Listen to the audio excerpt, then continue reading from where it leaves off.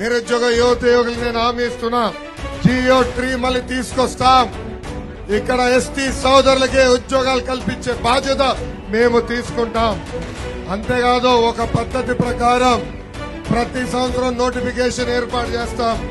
Pending పోస్టులని భర్తీ చేసే బాధ్యత తెలుగుదేశం జనసేన ప్రభుత్వం తీసుకుంటుందని ఈ సభాముఖంగా నేను హామీ ఇస్తున్నా.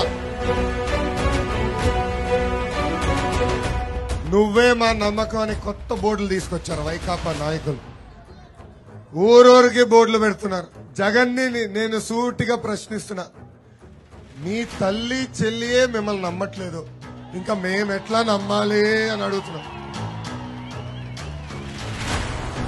మా గిరిజన సోదరులకి రావాల్సిన 16 సంక్షేమ కార్యక్రమాలు కూడా కట్ చేశాడు ఈ జగన్. మీ అందరు చెప్తున్నా, 2 నెలలు పిగబట్టండి, కట్ చేసిన సంక్షేమ కార్యక్రమాలు తిరిగి ఇప్పించే బాధ్యత తెలుగుదేశం జనసేన ప్రభుత్వం తీసుకుంటుంది.